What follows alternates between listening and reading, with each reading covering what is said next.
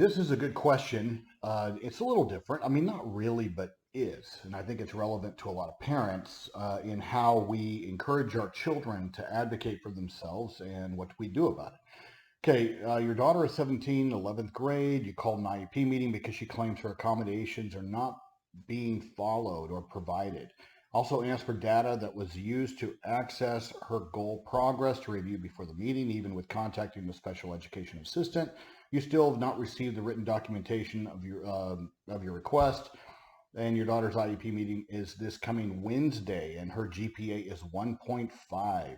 And of course, you're concerned. Your gut tells you that they are not being honest about her accommodations or the tracking data. This problem has been going on for years. Actually, please advise. Number one, if your daughter is 17, um, then of course during the transition period, which transition across the country starts around ninth grade, 14 years old, right in there. Some states are a little bit different, but the IDEA, federal IDEA, references that as sort of the starting point. Okay, so now that your daughter's 17 and she's tracking toward graduation and she's able to communicate her school day to you, then believe her. And I know you do, because your gut feeling says that they're not being transparent, and there's a reason why you're trying to get that validation going into the meeting. So that's very important as a parent advocate. You're trying to obtain the data to verify. You're trusting your daughter, but you're verifying the information from the school. Guys, that's very touchy, okay? Because not only do you want to be a good advocate for your child and believe them, and you do, at the same time, in dealing with an IEP team, it's a business relationship, so to speak. It's collaborative. They have a 50% stake. You have a 50% stake, meaning that nobody can overrule each other. You have rights to do your dispute resolution options if you disagree with what the IEP team is doing. So therefore, yes, you have a 50% say. You can always trigger your dispute resolution options in the form of mediation, due process, state complaint, OCR complaint, things like that. Facilitated IEP meetings. So I don't know what state you live in, but at the same time, balancing the trust in your child and what your child is telling you, along with requesting verification and that validation, because you're going to need it for evidence anyway, is very appropriate. So as a parent advocate, make sure that you absolutely let your daughter know, and I know you're doing that. I'm talking more for everybody else out there, is reinforcing your child that you believe them and that you're advocating on their behalf. If your child has a 1.5 GPA, then I'm telling you, trust your gut feelings. Your gut feelings validating those concerns, and a 1.5 would absolutely be concerning to me. Now, in most situations when I've run into similar scenarios, what the school ends up trying to do, especially if the child's disability is more, let's say, specific learning disability, dyslexia, dyscalculia, things like that, ADHD, then schools, when children get to be middle school, high school, there tends to be this gatekeeper kind of attitude from the school that this is the school of hard knocks. We got to prepare you for the rest of life, and you're not going to walk around getting these accommodations everywhere, even though in our colleges reasonable accommodations are required under 504 as well. Okay, you don't necessarily, it's not the same, but I'm saying that reasonable accommodations are required even on a college level. Now, this is where, as a parent, you need to balance that to where your child, if they are tracking toward, let's say, a university experience or a trade school, then you do need to sit there and start trying to mirror what is permissible on a college level, so that you're working your child, so to speak, muscles in all those areas to be able to handle this. And I think it's a good experience and good expectation to work toward that. Now, I don't know what the accommodations are that they're supposed to be providing for your child, but I think that the 1.5 speaks a lot to what's going on. The other thing I think that speaks volumes is the fact that they're not providing you with any documentation or data.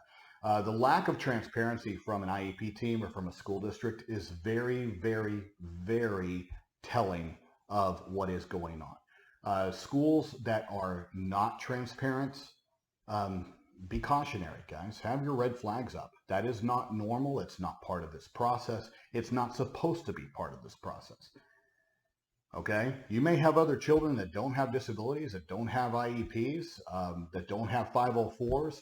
And in regards to them, no, you don't have any rights, guys. You don't have any say over their curriculum other than attending board meetings and complaining to your Board of Education about that. Outside of that, you enrolled them, so therefore they get to teach them. It's different for 504 and IEPs because you are a stakeholder. You have legal rights to advocate on their behalf. You have the legal right to get an attorney like myself to advocate on behalf of your child and have those fees paid for by the school system if it's a valid complaint and you prevail. Okay, that doesn't necessarily mean you go to a hearing. That means you negotiate.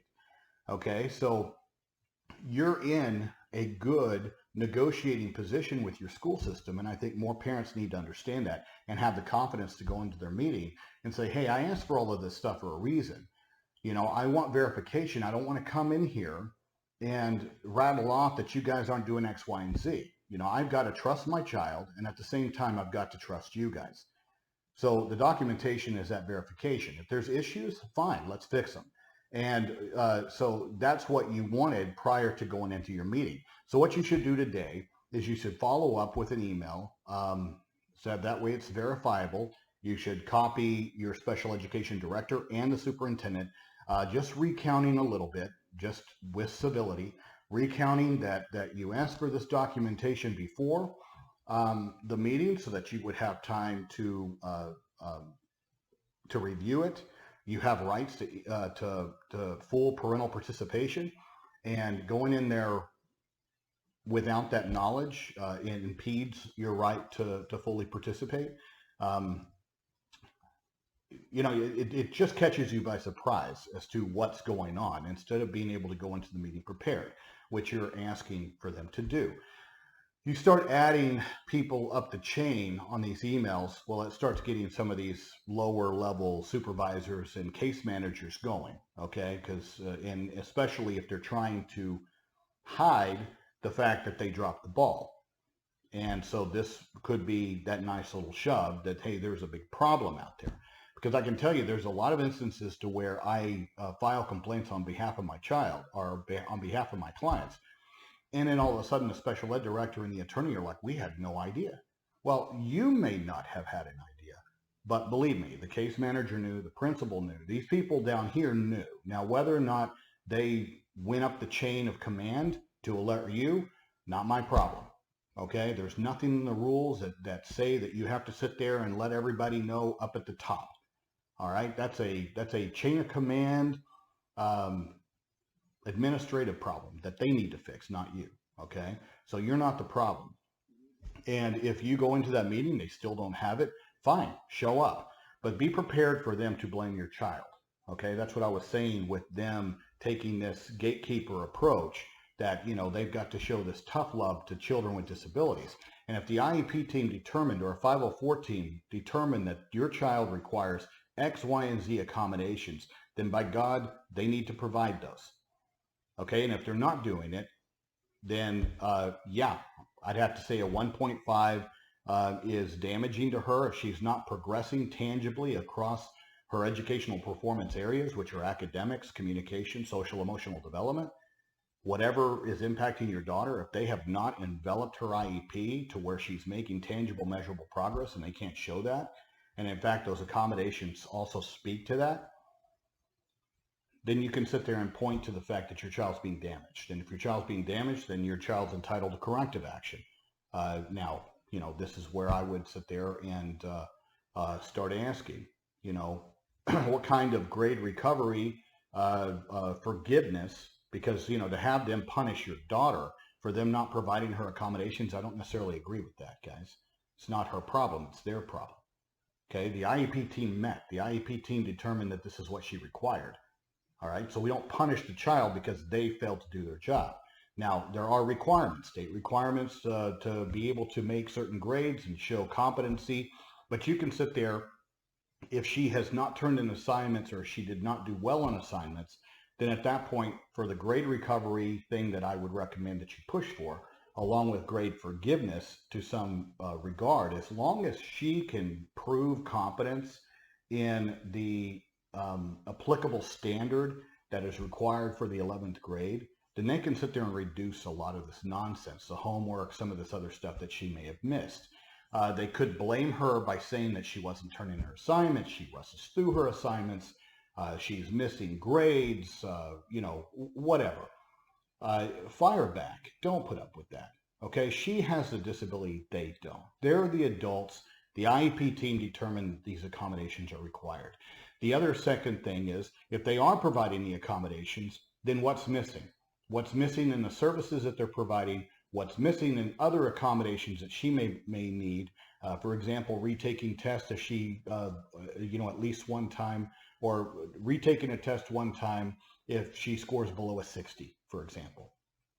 And then you can either average the two tests together, and that would be her grade. That's an accommodation. If you don't have, that might be one to consider.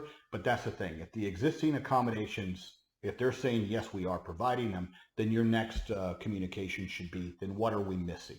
What is not being provided? Is she not getting enough pull-out special education? Is she not getting enough accommodations? And what other accommodations can we put in? Because this 1.5 shows that she is not progressing. Okay?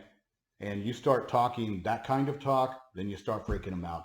Then you start having a positive IEP meeting. The other thing is that there needs to be a good parent communication with the case manager or whoever the lead special education teacher is on your team. Okay?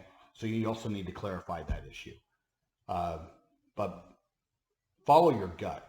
All right. There's nothing more powerful than a mother's intuition. I'm telling you that. And as a father, I acknowledge that. For my own child, my wife has always been spot on before issues even start. She just gets that feeling.